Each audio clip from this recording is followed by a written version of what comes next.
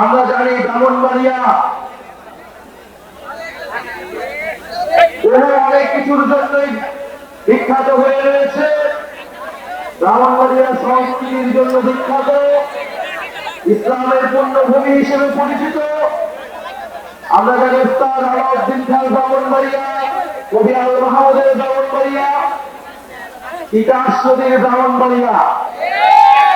আমরা জানি এই তিতাস গ্যাস ঢাকা ময়মনসিংহ বাংলাদেশের বৃহত্তম জনগোষ্ঠীর গ্যাসের চাহিদা পূরণ করলেও ব্রাহ্মণবাড়িয়ার মানুষ গ্যাস থেকে বঞ্চিত রয়েছে। আমরা সেই উন্নয়নের রাষ্ট্র চাই না যেখানে নিজের জনগণ নিজের এলাকার মানুষ উন্নয়ন থেকে বঞ্চিত হয় এবং শুধু কেন্দ্র সেই উন্নয়ন পায়। আমরা মনে করি উন্নয়ন মানে শুধু ঢাকার উন্নয়ন নয়, বাংলাদেশের প্রত্যেকটি জেলার উন্নয়নের সুষম বন্টন হতে হবে। ব্রাহ্মণবাড়িয়া ফ্যাসিবাদের বিরুদ্ধে, আওয়ামী লীগের বিরুদ্ধে সবসময় লড়াই করেছিল বলে উন্নয়ন থেকে বঞ্চিত করে রাখা হয়েছিল। আওয়ামী লীগের রক্ত চক্ষুষুরে পরিণত হয়েছিল ব্রাহ্মণবাড়িয়া। কেন ব্রাহ্মণবাড়িয়া থেকে বারবার আন্দোলন তৈরি হয়?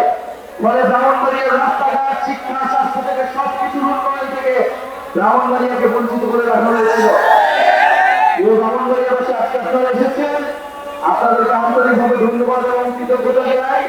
আপনারা আমাদের পাশে থাকবেন। জাতীয় নাগরিক পার্টি সংস্কার, বিচার, নতুন সংবিধানের দাবিতে এগিয়ে যাবে।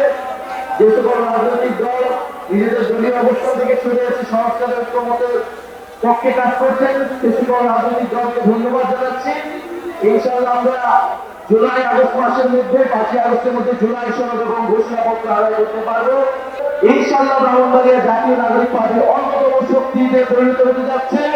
গণঅভ্যুত্থান, ফ্যাসিবাদ বিরোধী এবং মুজিববাদ বিরোধী লড়াইয়ের অন্যতম দুর্গ হবে এই ব্রাহ্মণবাড়িয়া।